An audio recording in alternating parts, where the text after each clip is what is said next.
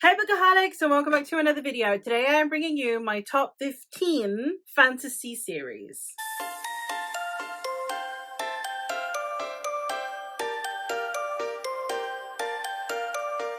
I already did a non-fantasy series where I talked about sci-fi, historical fiction, dystopian, contemporary, literary fiction, and romantasy. All over there. So if you want to go check out any of those, I will leave that linked. But today we're talking about hardcore fantasy, pure fantasy, and that is my genre. It is the genre I read the most in, so it makes sense that it gets its own separate video. Last year I did 10, this year I'm doing 15. No, I don't regret it. It's my video. I can do what I want. The criteria for being on this list is I need to have read the entire series. So it needs to be all out and I need to have read all of the books in it. I am counting extended universes as one series, but I can also use one series within an extended universe to put on here if, for example, say that entire extended universe isn't complete or there are series that I like more than others in that universe. First of all, therefore, I'm going to be having an honourable mention on here, which is the Lord of the Rings series by J.R.R. Tolkien. The problem with this one being that I haven't read everything that's in Middle Earth, and I feel like it will be richer and richer with every experience. So I am, at the moment, I have read the Lord of the Rings, the Hobbit, the Silmarillion, and the Unfinished Tales. So I am hoping that I can get to more works in this world, and then we'll see where it falls on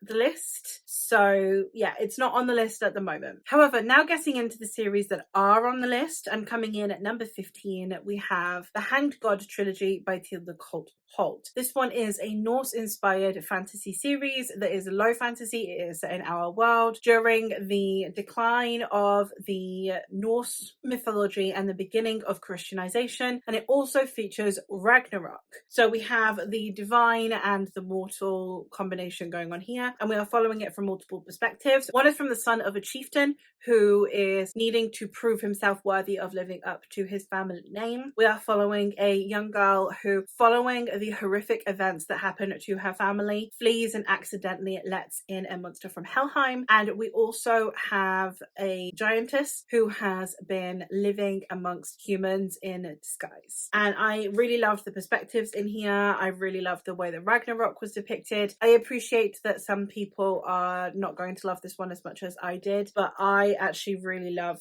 the way that this was tackled, the way this world was depicted, the way the characters went about things, the way that the different perspectives would overlap without necessarily coming in full contact, and I really enjoyed this series. Coming in at number 14, I have the Daevabad series by S.A. Chakraborty. This one is another, well, it's not quite a low fantasy and it's not quite a high fantasy. It's partly set in our world. And this one, we are following a young woman named Nari who lives in Egypt, and she has magical abilities, but instead of actually using them, she instead cons people. And she does this by diagnosing rich people with really, really fatal illnesses, and then they need to go to the apothecary to get themselves healed. And then while she is performing one of her cons, she accidentally summons a djinn who sees that she has these magical abilities and whisks her away to the magical city of Daevabad. This is a romantic fantasy, a political fantasy, a portal fantasy, so many things going on in here. I love the way this was written. I love the development of it throughout the series, the conversations that were had around our society, and I cannot wait to read more by this author. A new addition to this list that I read last year is the Dandelion Dynasty, coming in at number 13, and this one is a series which is a fantasy retelling of Chinese history. And in this first book, the emperor is dying, and we have two young men who seize the opportunity. One who is the son of a disgraced duke who wants to overthrow the empire, and the other is a young con man who aids this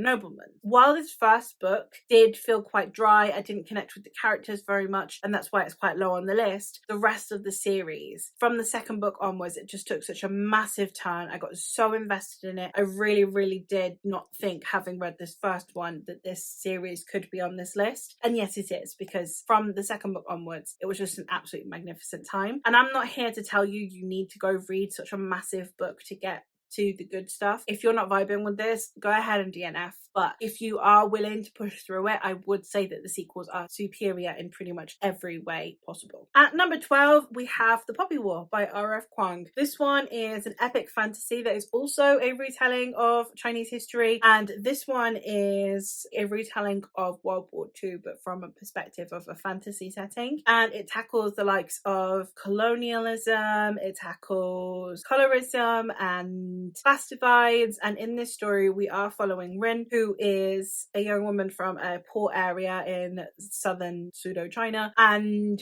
then she enters into the national exam and scores really highly, and therefore is accepted into a military academy where she trains for war. Now, the first half of this first book is a school setting. The second half is when war actually breaks out, and now you have all of these kids that have been training for war suddenly being faced with the realities of war. I love this. Rin is such an infuriating protagonist to follow, but I loved that about her. I loved how even when you are disagreeing with her, you understand why she's doing that. You can still understand her, even though she's making terrible, terrible choices. And I just absolutely love that. I love a dynamic where you don't have this like superior, super moral, perfect person as your protagonist. You have this really, really flawed person at the helm with way more power than they potentially should have. And then, as I said, the discussions around it were absolutely incredible. And one of my all-time favorite characters, Kite, is also in this series. So it's just one that I feel very fondly. My number 11 is going to be controversial because I feel like a lot of people are going to wonder why it's this far down. But it is because I'm including the entire universe of this, and some are worse than others in my opinion. And that is the First Law series by Joe Abercrombie. Now, while I do love the first trilogy and I do really love the latter trilogy in the standalones, I did not actually like Red Country, so that really does bring it down. And then I also find whenever I sit and think about this, I find flaws with it. Every time I think about this, I find new flaws with it, which I know is sacrilege because most people think this is like perfect and one of the best series ever written. And it's not that I disagree with you. I think it's an incredible series. I just don't think that I can outrank it more than some of the others that have completely overtaken my heart and soul.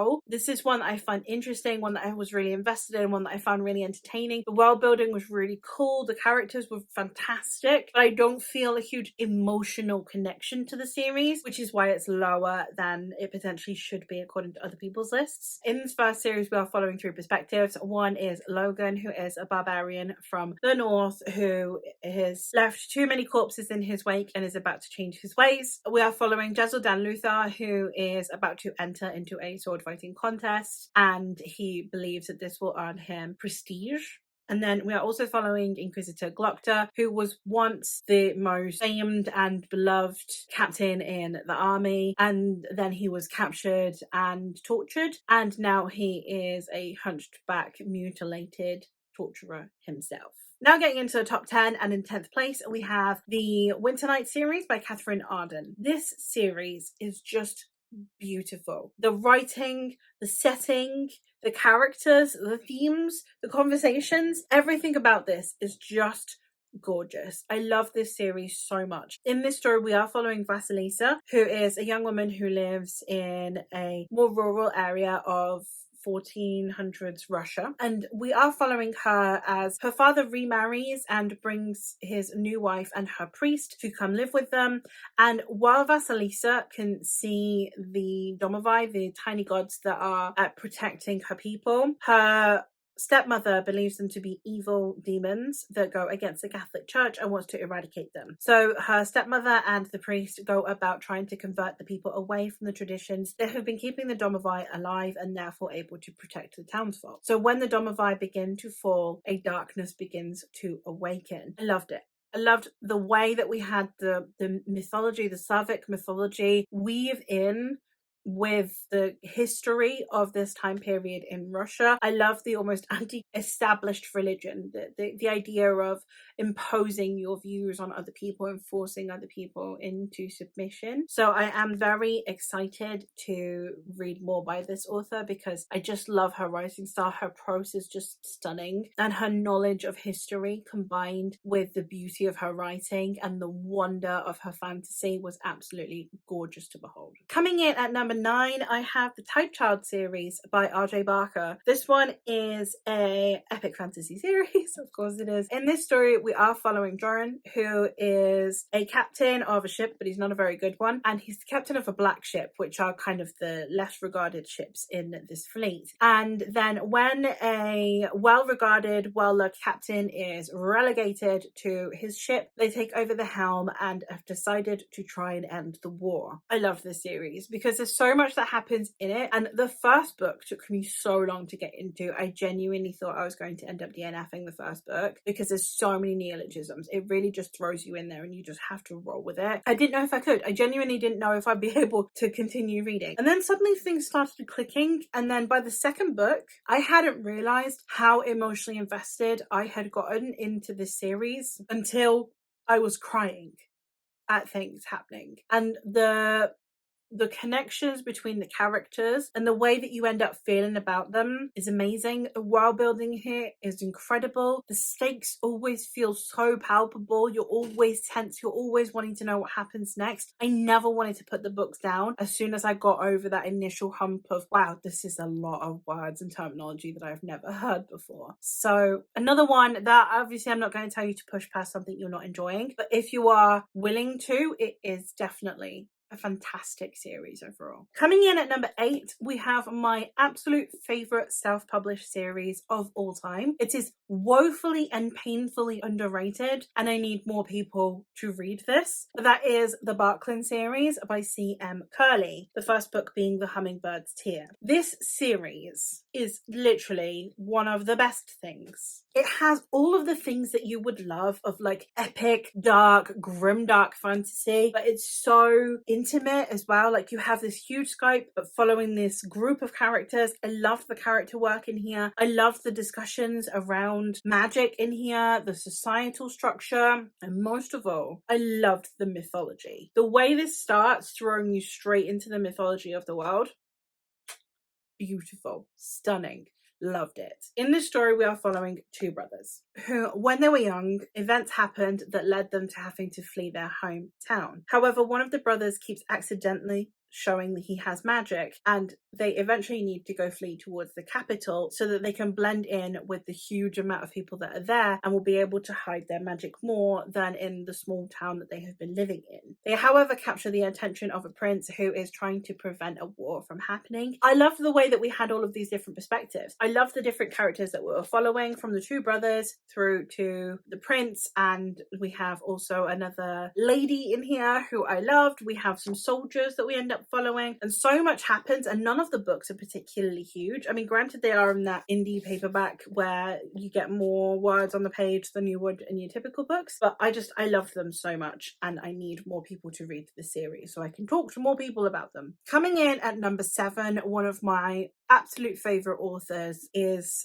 of course, Anna Smith Sparks' The Empire of Dust. This series is so fascinating to me because we have this level of beauty in the prose while still being an incredibly dark series. We open up in a battle scene. The first paragraph alone, knives everywhere coming down like rain. It was beautiful and it was dark, and in this story we're following multiple perspectives. The first one is that of a lord who believes that his once reputable capital city, where is the seat of the empire, is now falling into decadence, and he believes that overthrowing the emperor is the solution. We are following a group of mercenaries, and in that we are following 2 perspectives, one of the captains within this group of mercenaries, and the other of a young man who seems to be far too well skilled and have far too many secrets for one so young to just be a mere mercenary. And we are finally following it from the perspective of the high priestess, who has never left the walls of the temple in which she lives, and yet she is supposed to be providing solace for her people at this time, but cannot actually understand their lives. And I loved so many discussions that were had in here. I love the depictions of the characters, the world, the society, just so many things going on. The way that action is presented as well makes it really compelling without being like just droning on about battle sequences, which I also really loved. I need more people to be talking talking about Anna Smith Spark. I feel like she's really underhyped on BookTube, and I don't know why. Coming in at number 6, I have one of my favourite series from last year, and that is A Chorus of Dragons by Jen Lyons. This one is queer, epic fantasy with humour laced in it, and it's got paranormal stuff laced into it, and it gets a bit wacky at times, and I loved it so much. This series, we are following Kieran, who is suddenly discovered by the royals and is decreed to potentially be the long lost heir from this very important bloodline in this world. It turns out that actually Kieran is the center of a prophecy, which leads royals, mages, dragons, and everyone to try and seek him out. But Kieran is not at the center of the prophecy because he is supposed to save the world. Kieran is set to destroy it. This first book, we are following it in 3 sort of timeline perspectives. We're following it where Kieran has just been captured and is being interrogated, and we have obviously the perspective of him and his interrogator talking to one another. Then we have Kieran telling his story and how he got to that point, and then we have the jailer saying no, we need to go further back, and then going even further back and telling his earlier life before all 3 converge. And then the second book is similar but following a different perspective, and then after that you have 3 books that are the bulk of the series where everything all comes together. I loved it so much. I loved this, a huge cast of characters. It's not even funny how many characters there are in this series, and I love them all. I remember them all. They're all super vivid to me. I care about them all, and I love that. I loved that I was so invested in so much of this world, this lore, and the people that are in it, and I'm so glad that I read it. It was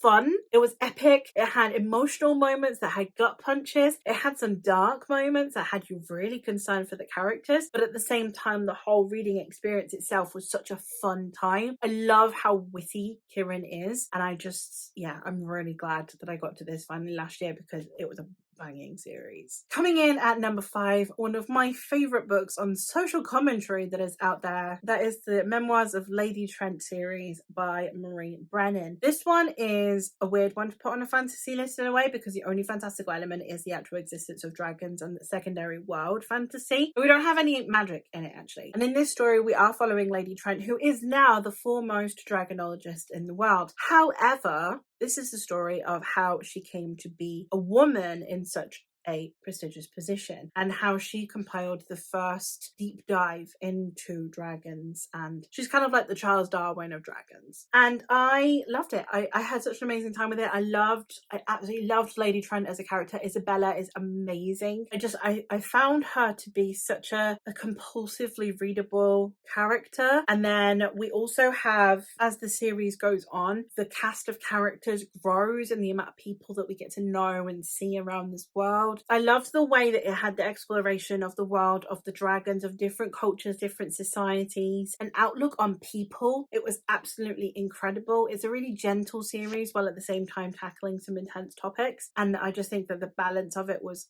pretty much perfect. Coming in at number 4, we have The Chronicles of the Bitch Queen by K.S. Veloso. In this series, we are following Talion, who is a mother. When she was younger, she was supposed to marry a young man, and they were supposed to bring peace to the 2 warring clans. However, her husband then goes and disappears on her, and faction and discord begins to arise. So to protect herself and her son, she goes out to try and seek her husband to bring back the peace her marriage once sought. And it is an epic fantasy, and we have a warrior queen, which I always love, someone grappling with the violence and darkness inside them while still having the gentility and kindness that comes with motherhood. I love stories that deal with motherhood anyway, so this was just another one that I really fell in love with. Now, this series is technically all interconnected with K.S. Veloso's other works, are all set in the same world. I would say that each series does read slightly differently. I have read 3 series in this extended universe, and they all do have a very different tone and vibe to them. Hence why I haven't put this on as an extended universe, and therefore it would still kind of count, because